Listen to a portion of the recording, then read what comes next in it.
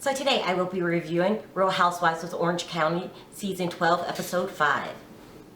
So the episode starts out at a restaurant. Of course, restaurant every episode. So there's Shannon and Megan and Tamara and Megan's nanny. I thought something was absolutely wrong with Megan for hiring such a pretty nanny. Like, you don't bring a girl that pretty in your house. Are you insane? But I later found out that was her cousin, so good, okay, fine.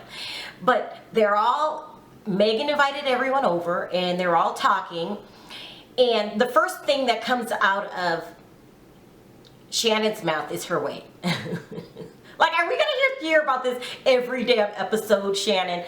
I agree with Megan. It's not about you being stressed out over Vicky. It's something going on in your marriage. When Megan said that in her interview, I thought, finally, somebody finally told the truth, because you're not getting that big and fat. I mean, no offense. You're not gaining that much weight because of Vicky. That makes no sense. But you would gain that much weight if your marriage was on the rocks. And if this is true, you've got to change your strategy immediately. Listen, if your marriage is on the rocks, this is not the first time this marriage has been on the rocks. I mean, I hate to say it, but he cheated on you a couple seasons ago, And so it's time for you to devise an exit plan.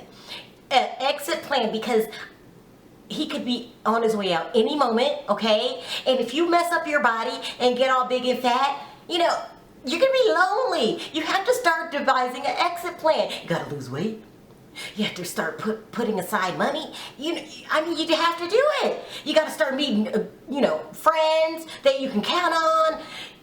Your plan of just going around bashing Vicky every chance you get and Kelly is not a smart plan, okay? Now, I hate to say this, you have to have emergency luggage packed, like when you're having a baby, because when he comes and tells you at any moment that and I mean have bags packed, not your clothes, his. So, because when he goes and tell you that this marriage isn't working out, or I'm cheating again, or some friend says they seen him across town with some chick, he needs to be able to, you have to put him out at the moment's notice.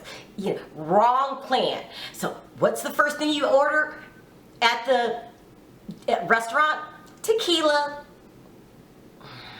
That doesn't help your crazy outburst, and it doesn't help your waistline. So I like you, Shannon, but wrong plan. Now back to this damn restaurant. Okay, so Shannon, after we hear Shannon crying, Megan finally says that she's having a sip and see, and she's going to invite Vicky and Kelly. Well, these two teams I don't see how it's going to work out. I really don't. But, some people think it's going to work out, such as Kelly's crazy ass. So let's talk about that. So Kelly has a conversation with her husband, Michael, the one she always argues with every 5 minutes. And they decide that to make everything everyone in the group back friendly again, they need to approach Tamara, apologize to Tamara, who they call the puppet master, and then on to Shannon. Well, this is a good plan. Now, I like Kelly a lot. She speaks her mind. She is fun to watch, because she's always going on. But this is not going to work. Kelly, you don't have a Tamara and Kelly and Shannon personality. You just don't. You're forever saying crude jokes, like the kind you don't think about, and you're always hurting someone else's feelings. This is what you do. Now, it's fun to watch, but I'm not the person you're talking about. Like, that would be a different scenario if I was the one you were talking about.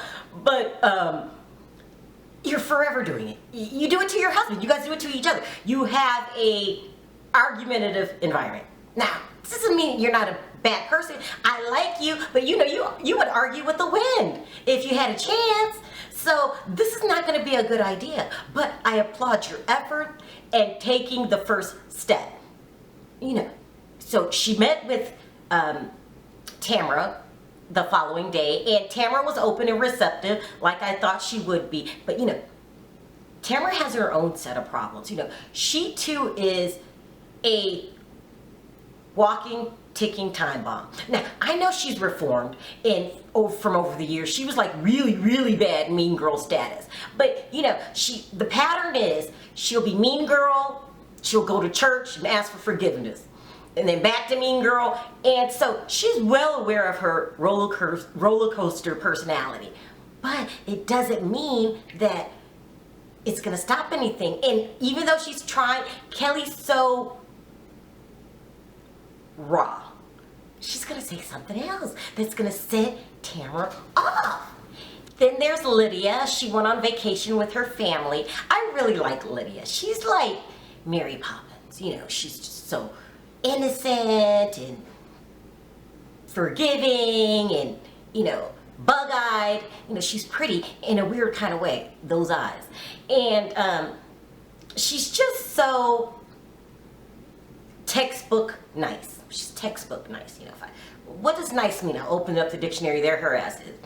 But so she went on vacation with her family, and she decides that she needs to talk to her son about sex. So it's her son, and her husband. They're on the beach. It's a beautiful setting, and so Lydia starts out with, "I heard you talking about sexy women. Do you know what, or sexy something. Do you know what that means?" Now, the whole goal is to talk about sex. And he said, "No." He was smarter than her. He said, "No, what is it?" And so she kind of hem-hawed. And she looked at her husband and she was like, "I'm going to let Dad tell you." And he said, "Why?" And I thought, yeah, why? You started the damn conversation.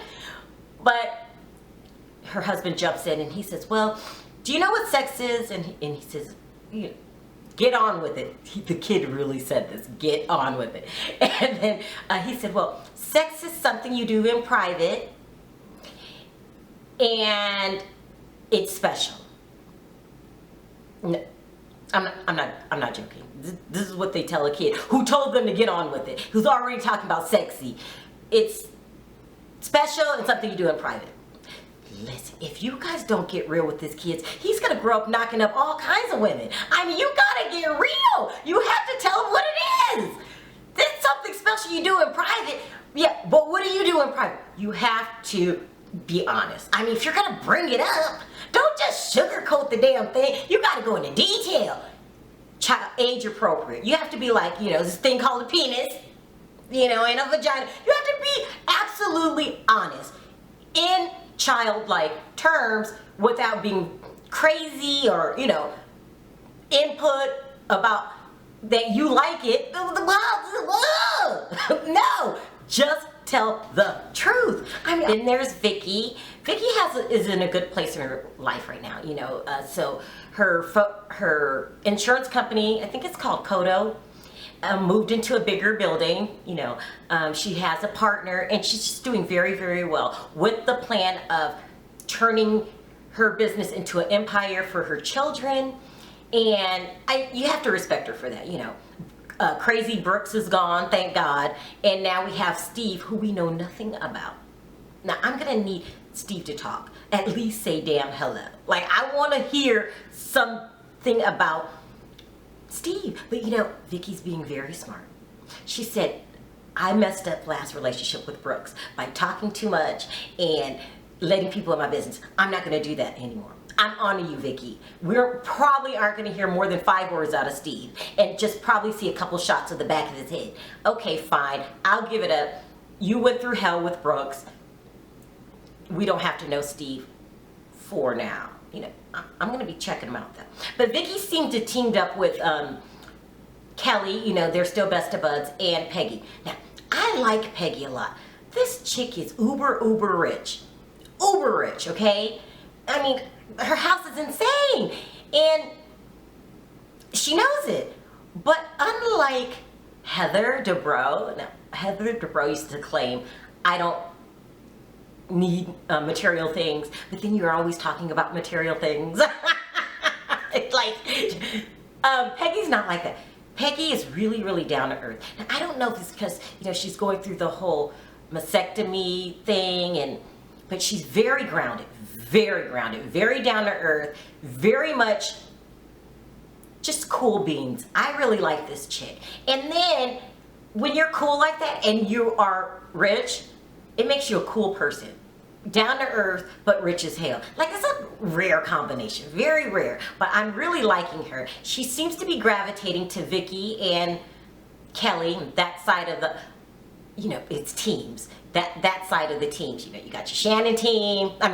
Tamara. Tamara leads that team. You got your Tamara team, and then you have your Vicky team. So Peggy has embraced the Vicky team, Team Vicky. So she had some party for her husband, work party for showing some wheels on their Lamborghini or something like that. So we're at the super duper uber rich Peggy's husband's party, and she's standing with Vicky, Kelly, and Megan. Okay, so Megan invites everyone to her sip and see. She's having a sip and see for her daughter. She wants everyone there.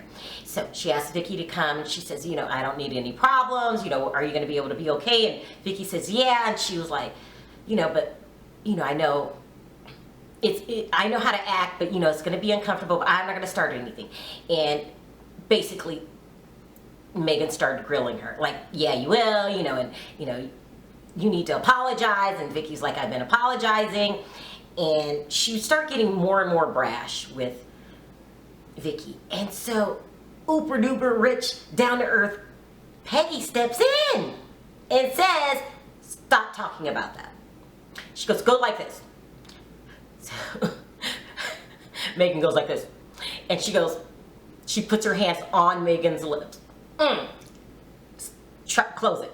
Like, stop talking about it. Well, Megan got offended. But, she was, because, some could consider it rude. I didn't consider it rude because, I'm a viewer. I considered it funny. But Megan was very offended. Maybe some people would have been offended about it.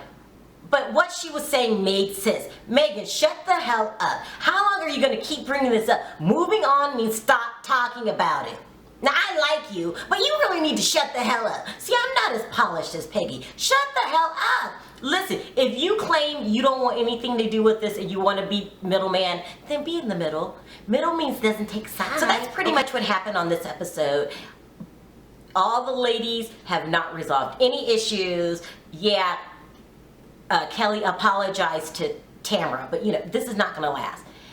So when we pick up next episode, they'll all be at the sipping seat, and I guarantee you it's going to be a mess. So thanks for watching. See you next time. Bye.